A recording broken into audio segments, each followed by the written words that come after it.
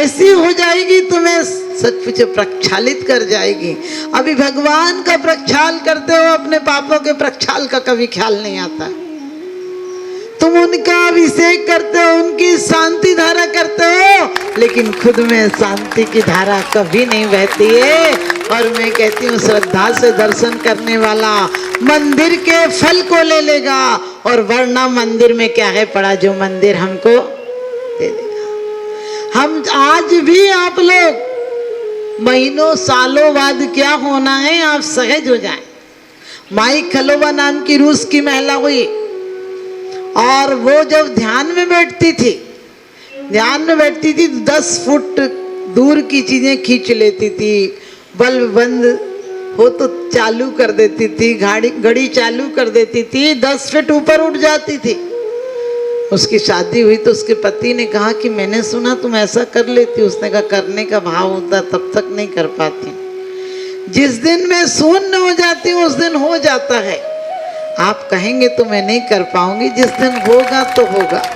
आप भी ध्यान रखना। स्टेलिन और रूस का एक व्यक्ति हुआ, उसने लिखा है कि जब वो ट्रेन में सफ़र कर रहा था, टीटी का आना, धड़कन का बढ़ जाना, पैसे का नहीं होना, सीट के नीचे सो जाना, और टीटी ने कहा टिकट दिखाओ। उसने एक अखबार का फटा हुआ कागज हाथ में लिया और कहा ऐसे टिकट दिख जाए।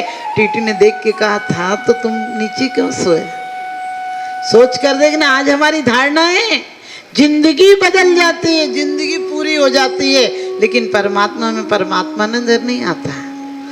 परमात्मा को भी हमने सच पूछो एक कर्मचारी की तरह कर दिया, इतना काम निपटा देना तो तू सच्चा, नहीं तो हम तुम्हें प्रमाण पत्र देंगे कि तुम झूठे हो।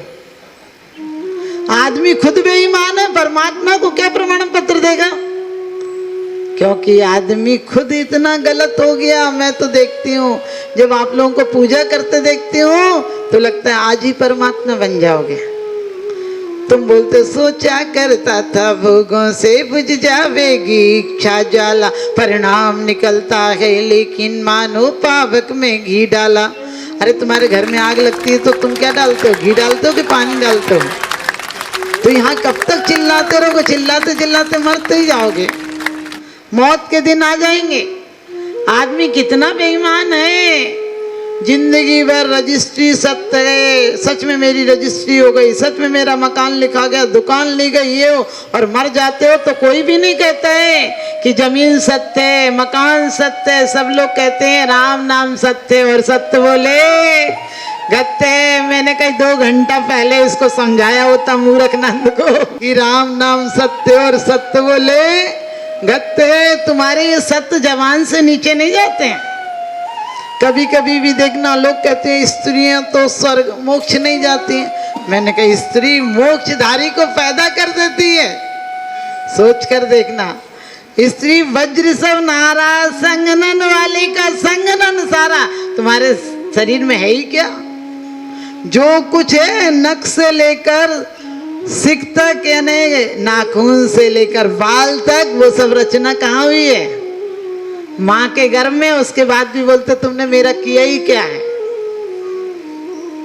एक बेटा मेरे सामने आया और मम्मी से बोला ये तुम्हारी लाइट का बिल। हमने कहा बैठ जाए यहाँ। बोले क्या बात है? हमने कहा इनका बिल चुका के जा। बोले कौन सा इनका बिल? हमने कहा इनने 9 महीने तुझे पेट में रखा, जीवन को दांव पर लगाकर तुझे जन्म दिया, फिर नहलाया, धुलाया, खिलाया, पिलाया, रातों जागी, पढ़ाया, उसमें खर्च किया, तेरे लिए मकान बनवाया, तेरी शादी की, बहू को जेवर चढ़ाया, और तेरे बच्चों के जन्म के समय रात रात जागी। और सबका बिल दे दे, उसके बाद ये लाइट का बिल दे देना। हम लोग तोतों की तरह रटने की आदत है। गुण ग्रहण का भाव रहे, नित दृष्टि न दोषों पर जावे। ये फिर इतनी तकरार किस लिए रहती है दिलों में, दरार किस लिए? छोटी सी जिंदगी है, तकरार किस लिए रहती है दिलों में, दरार किस लिए है? साथ कुछ पलों का फिर सब जुदा जुदा, इसलिए जिंदगी में खार बिछाएं किस लिए? जब भी किसी जवान से कहो मंदिर आया करो माता जी, अभी तो खेलने खाने के दिन है, हमने कहा अभी खेलने खाने के दिन है तो क्या अंत दिन जब जाने के दिन आएंगे तब परमात्मा लेगा? कितनी बड़े परमात्मा की बेइज्जती है। मैं ये नहीं कहती हूँ कि तुम शरीर से बूढ़े हो जाना तो मत आना, नहीं, शरीर से बूढ़ा कोई बूढ़ा नहीं कहलाता है। पहले बच्चा पैदा होता था, फिर जवान होता था, तो फिर बूढ़ा। अब तो बूढ़ा ही पैदा ही बूढ़ा होता है। अब बच्चा बूढ़ा ही पैदा होता है, उसके अंदर ना उमंग है, न जिज्ञासा है, न उत्सुकता है, न बात करने की, न किलकारियां, कुछ नहीं है। और लोग कहते हैं माता जी मोबाइल चला लेते हैं। मैंने कही मोबाइल की औलाद है तुम्हारी, है ही नहीं तो कहाँ से चलाएगा तुम्हारी जिंदगी? क्यों? क्योंकि बाप यदि कंप्यूटर चलाएगा तो बेटा दिमाग क्यों चलाएगा? तो किर्लियान की फोटोग्राफी कहती है कि हमारे शरीर में रोग आने के 6 महीना पहले, हमारी मृत्यु आने के 9 महीना पहले हमारे शरीर का आभा मंडल संकुचित होने लगता है। आपसे यदि कभी पूछूं आप तिया क्यों करते हैं, कोई जवाब देगा? आप लोग सभी में बताइए। तीसरा उठाना करते हैं ना, क्यों करते हैं? कोई जवाब दीजिए। वो बड़े बड़े ज्ञानी लोग ऐसे बैठ जाते हो जैसे सांप सूंघ गया हो। तिया इसलिए किया जाता है कि जैसे आभा मंडल हमारा प्रत्येक क्षण, आप लोग आजकल कहते कहीं बाहर से आओ, ये तो पुरानी बातें, कपड़े बदलना नहीं। साइंस बड़े बड़े डॉक्टर हैं, रूस और जापान, चीन के, कहते हैं कि तुम्हारे अंदर तुम्हारी बीमारियां नहीं है। जब से ये फैशन का दौर चल गया, आपको पता दरवाजे पे लिखा होता है वेलकम, बैल के जूते नहीं उतरते, इसके भी जूते नहीं उतरते। उसे रख दो अपने आप खा लेता है, ये भी खा लेता है। कभी विचार करके देखना, आज डॉक्टर भी ऑपरेशन के लिए जाता है तो औजार भी धोता है, हाथ भी धोता है, वस्त्र भी दूसरे पहनता है। और हम खाने के समय सिर्फ आपका भोजन नहीं जाता है, मैं तो कहती हूँ आज सतयुग आ जाएगा यदि महिलाएं पुनः अपने जीवन में वही शैली अपनाएं कि घर में कभी चौके में, रसोई में चप्पल नहीं ले जाएंगे। लोग कहती माता जी तो रसोई की चप्पल है। हमने कि कितनी महंगी भी चप्पल हो तो जमाई को चप्पल की माला पहनाते हो क्या? अरे चप्पल अच्छी है तो माला भी वरमाला में जूते की पहनाओ। लेकिन नहीं, आज परिवारों में विघटन क्यों हो गया? क्योंकि गुरुत्वाकर्षण की शक्ति जहां से मिलती थी वो खत्म कर दी तुमने। सब जगह तो मार्बल लगा दिया, मरोल बल पूरा लगा के।